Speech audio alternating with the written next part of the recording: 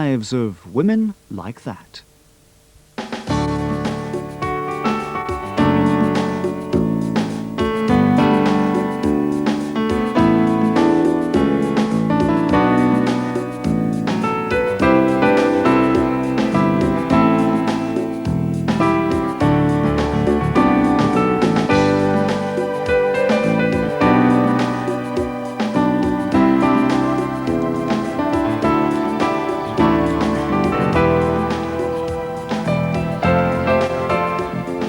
She rang me and she said, "Mum, I saw the programme on television." And I said, "Oh yes, well, I hope you didn't mind." And she said, "Mind." She said, "I was so proud of you. I wanted to go out and say to everybody in the street, that's my mum on television, that's my mum." So I couldn't have been happier. Everybody was saying, seeing Vicky on telly. She's one of, them. And he says, if I hear one word against my mum, or one word at all, you get this. And he says, shut up. I've never seen her happier, more content than she's ever been in her life. To me, I felt good about that. It took courage. I thought about it. You can't see the consequences of doing something like that. Generally speaking, women said that they were delighted to see older women who were happy, because their mothers had always said to them when they discovered that they were lesbian, they said, "But you'll be so unhappy in your old age." So that was nice. My boss, who was straight, she watched it with great interest. And luckily I was already out to her. And she said it was about things she'd never even thought of in her life, And then a great discussion went on in the office. And there was no question that I was weirdo or pervert or anything like that. They absolutely loved the show. Something I wanted to do that seemed important, and I didn't feel that I had a great deal to lose in making the film, and I think many of my friends couldn't do that. Several lesbian women friends of mine have said to me, "Thank you for doing it for us. I couldn't do that. I'd lost my job, or I couldn't tell my family, or whatever." And that felt nice, that they took the trouble to acknowledge that not just me, but all of us in the film had taken some sort of risk. The program has given me the sort of courage that if anybody came and said to me, "Look, we saw you on television," and would actually quite clearly say, "Are you a lesbian? What does this mean?" I could handle it much better, because I feel it's not done anything to me. Nobody sort of took a shotgun to me. Nobody's walked past me and said, "Look, I don't want to speak to you anymore." I was in a very embarrassing situation, looking at the preview, looking at Rachel and me hugging and playing cards together and talking about things, in a context where I knew it had all changed. And that was very, very strange. It came as a real bombshell shock to us both. Incredible shock. I could not believe it. And my first thought, I remember it well, was there must be a real reason between us that you're leaving me. When I told her, I just cried my eyes out. And I'm still not quite sure what that was all about. It was some kind of regret, sense of loss, sense of guilt maybe, sense of sadness at a relationship that had disappeared. All sorts of things, total mixture. I thought, well, I've got to deal with this. I've got to do something about it. Of course, I had all the fantasies of her coming back, of course. I'm not even going to give them because they are so usual. Everyone has them. One of the toughest things about a relationship is the fact that as soon as you form a close link with someone else, it's automatically assumed that you're going to walk together hand in hand into the sunset for the rest of your lives. And it doesn't happen that way. You have to work very hard at a relationship, and as you grow older, your tastes, as in everything else in life, change. And the thing that you wanted very much to do with your relationship at 40, you don't necessarily want to do at 60. Now I value very much my own space, and I am actually contemplating now living alone. But that is my choice, with the full support of my ever dear and loving partner. It doesn't mean the partnership has failed. I think it's such a shame because a lot of people are frightened of entering into relationships in case they don't last forever, and therefore they're cutting themselves off from all sorts of wonderful experiences. And I think the time I spent with Rachel was by and large a very positive experience for both of us, something that we gained from and learnt a lot from, and I'd like to celebrate it, and I'd like to say it was really good while it lasted. And I'm glad I didn't drag it out longer than it had lasted, and I'm glad I had it, and I had the experience. And even if the experience of leaving it is painful, that doesn't mean you have to look back on it as a whole total disaster area and forget all the good things that happened in it. I've been feeling the pain and trying to grow and understand it, and going round asking everybody whether they've ever been left and what they did and the story of it. And I've learned a hell of a lot. I think it's important that people maintain friendship when a relationship, and I feel really strongly about that. Because it doesn't say very much if you've been relating to somebody, whether it's for a month or for 6 years or 10 years or 20 years, that when that changes from a sexual relationship, you no longer want to speak to each other, no longer want to be friends. The lesbian relationship isn't just about a sexual relationship, it's about friendship, it's about sharing and understanding of each other. Now, this is what I've learnt, and I'm very grateful to you. I'm very grateful for this year, and I'm very grateful to Sally, is that I've learnt that merging is not necessarily a part of love. Now, I always thought it was. It was what you wanted in a relationship, a partnership, a sexual union, and a good thing to work towards. During this year, I've had second thoughts. I haven't got an answer, other than I am still thinking about it. It was just beginning to look as if she just didn't want to be with me, and the whole thing was falling apart. But we didn't really face up to it, which is surprising for two people like us who I'd have thought would have been much more articulate. We didn't sit down and say, what's going on, what can we do to change it? And that was the real death knell of it, rather than the things that went wrong, was the inability of us to pick them up and deal with them. During last year, things were beginning to go quite wrong, in bed and out. And, but I didn't think they were irreparable, and we were drifting. And looking back on it now, we were drifting apart very much. I think it's very sad, and I think it's very difficult to end a relationship.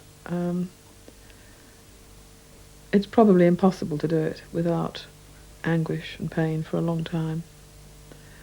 And to be friends after a relationship is always a good intent, but it's not so easy to get to carry out. She has left me, she's hurt me like hell, and she knows it. She had the courage to do it, and It's ironic that since we've parted, we've had some really good talks about what happened and what went wrong. It's very, very sad that we didn't have them before. I think I would be more discerning about future relationships. I wouldn't say I don't want the romance and the excitement of the initial attraction, but I would certainly be taking more time to get to know somebody, a woman, and wanting to see what we had in common and where our differences lay. I'm quite content being single, so I shall wait and see. When I feel like being in a relationship, I will. I'm aware of what I want out of the future. Not looking for a partner at all, because I'm too independent now. If you've got a lot of friends around you, you can't go wrong. And especially now that I've met Christine, it's the greatest thing that's ever happened to me. And her too. We both like the same things, and it's great. I go down her place, she comes up mine. We've got our own space, and we discuss, whatever's going on in the world. She's more open now than she's ever been in her life, because she's met another fellow person like herself. And it's really good between us. Yes. So. It's very difficult to talk about one's relationship. It's good. It's a relationship that's been going for a few years. We have our ups and our downs. We learn from each other. We support each other. We disagree with each other. But 98% of the time, we get on. a lot of really good things have happened with being with Lindsay. It's just been a wonderful exploration of all the things that we could do together. Lindsay and I made the decision to move out of London and live somewhere green, which is a big change. It's just the equality of it that I'm revelling in at the moment. It's marvellous. But we've taken a lot of trouble to make sure we clear each day as we go, talk to each other at the end of the day about all the things that have happened. And that's been a very important thing that we've kind of built into our lifestyle. Maybe, it'll all boomerang, but at the moment it feels to me as if it's just thrilling. Everything's working well. I can go back home and do my own thing. She's doing her own thing. I've still got my independence. I can still go and see my friends. I spend hours sometimes in the bookshop. I'm happier than I've been in years. Better than I've felt in my life. My lover sees things slightly different from me, although she is committed to this relationship and she sees it as a long-term relationship. She also believes very strongly that you don't go into a relationship thinking it's going to last forever, her emphasis is slightly different from mine. At the end of the day, we both come to a situation where, yes, this is going to be a long-term relationship. But because there's me who want it forever, there's her who would like it forever, but no, in reality, life isn't like that. I certainly don't want the upheavals of short-term relationships. It's too disturbing, and I would rather keep my life as it is now and hopefully have a lot of good friends, close friends, and maybe eventually a long-term relationship. I think when you are caught by the short and curlies, you're not rarely thinking about the other person. You're so consumed with your own feelings about them that there's inevitably passion and jealousy and possessiveness. I used to get to the stage in my own particular relationship that when that died down a little bit, I was in a terrible panic, and she doesn't love me anymore. And now I realise that sex is only one part, albeit an important part, of a full relationship. I'm out of the sort of frenzy of the physical passion into the rather more mundane matters of the mind.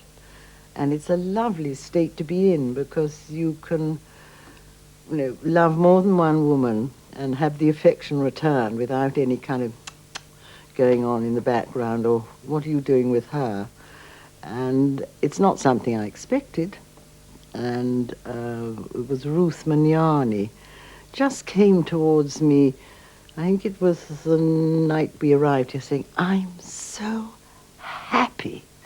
And I didn't have to ask her why. And I had that same response, and we were talking about this peacefulness and this openness of being really happy and not this torn thing about, who's she with and what.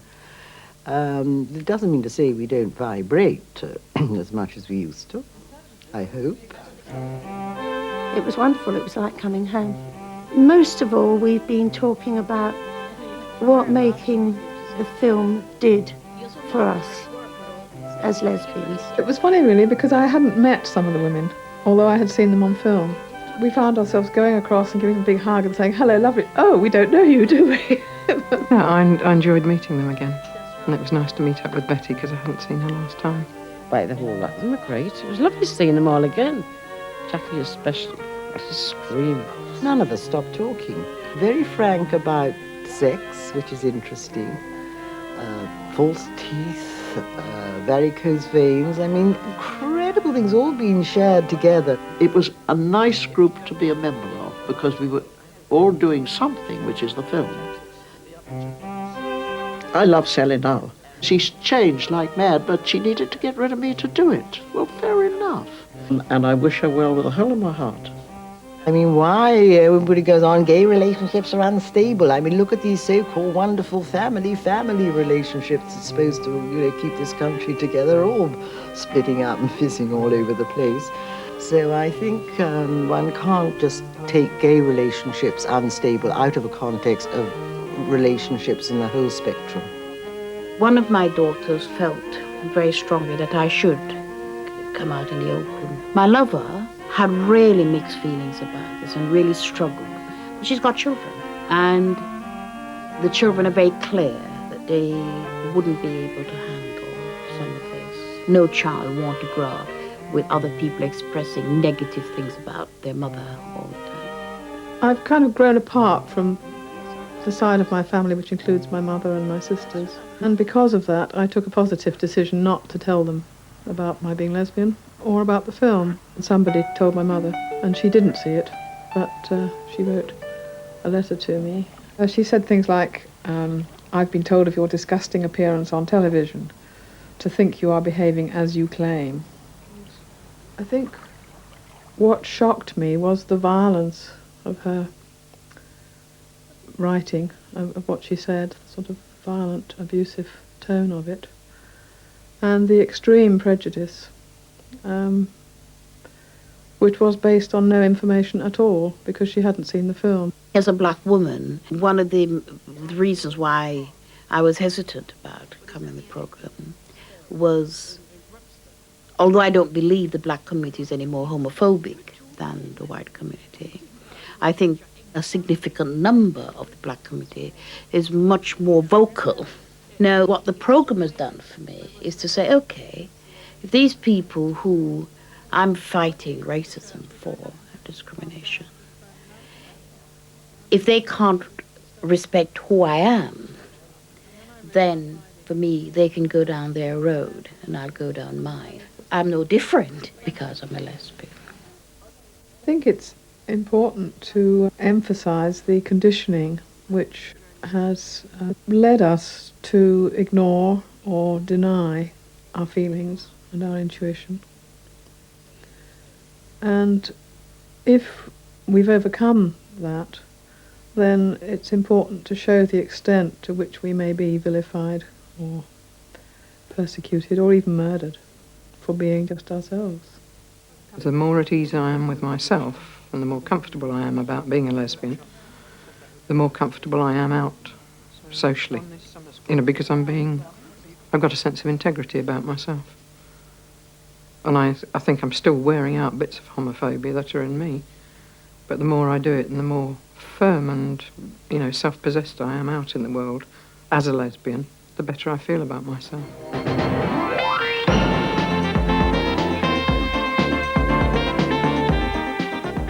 I can go to a lesbian bar or a lesbian club and I can have a wonderful evening. I can dance the night away and no one's going to say, look at that stupid old woman. Who does she think she is? I'm 71 this year, so I don't feel that age. I just feel good when I dance, that's all. It keeps me fit. I can do this till I'm 80 or 90 and no one's ever going to say to me, oh, you poor old soul, you sit down. You really shouldn't be doing this. A lot of residential wardens who were in charge of elderly people knew absolutely nothing about lesbians.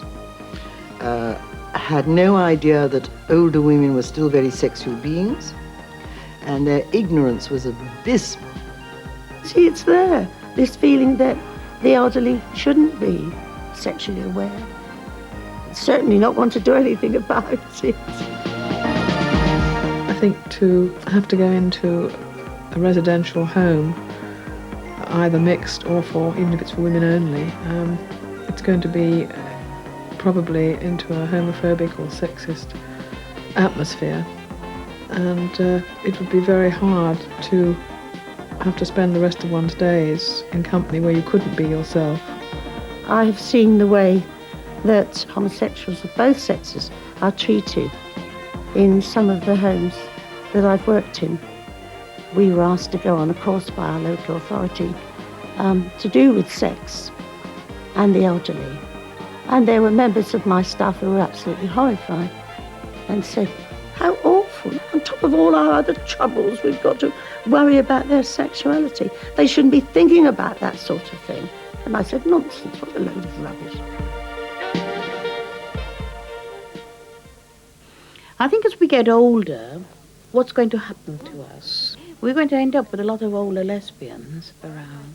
And I think we should be looking at some form of either communal houses or houses built to accommodate lesbians. And I think we should be horning in on that and setting up some trust. even if you're able to have your own home at this stage, it's what happens afterwards when you can't live alone. And I'm hopeful that in years to come there will be housing for lesbians in that situation.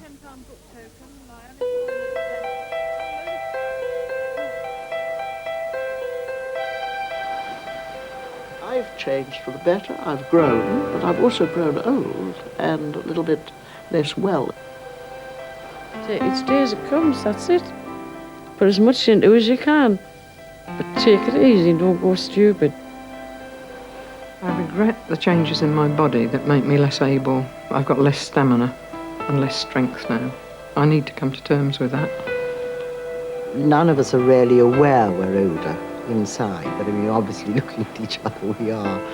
I want to go on living till I die, which is a bit of a silly thing to say, but I certainly want to go on actively exploring, either by travel or by looking at myself and seeing where I fit.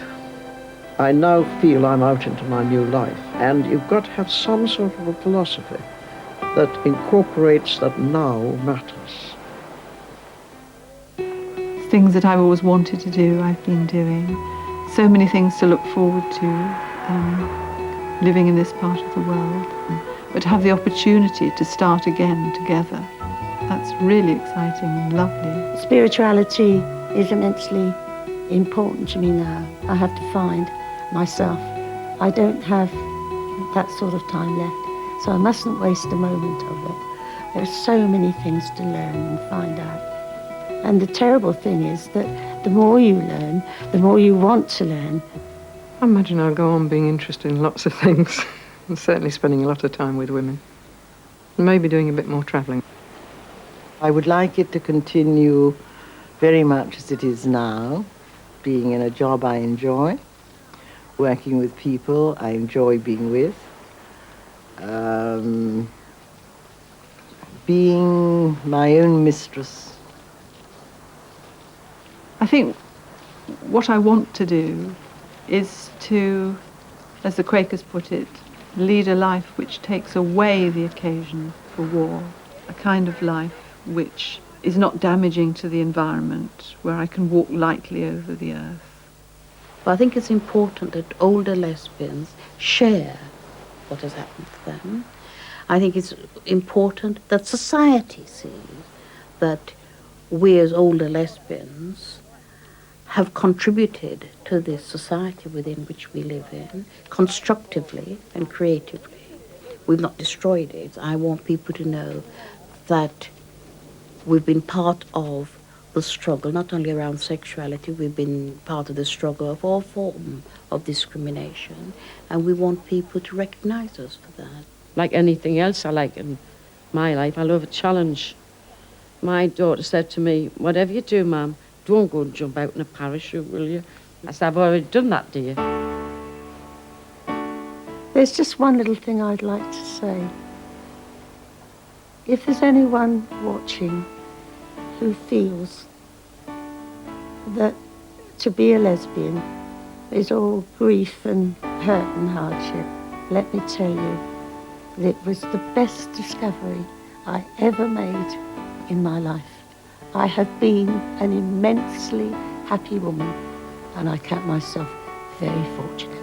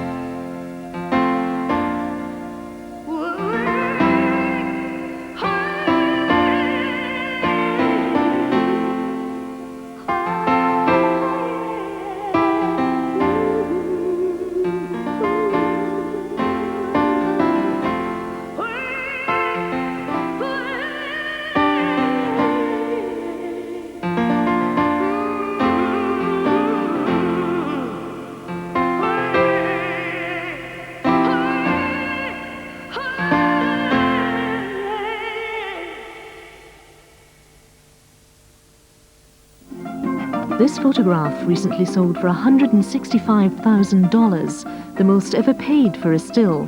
But what of the woman who took it? As a photographer, she travelled Mexico with Edward Weston. As a model, she was painted by Diego Rivera. As a committed communist, she worked in Berlin, Moscow and Spain. She died in mysterious circumstances. Without Walls unfolds the life of Tina Modotti, tomorrow at 9 on Channel 4. And that's followed by the first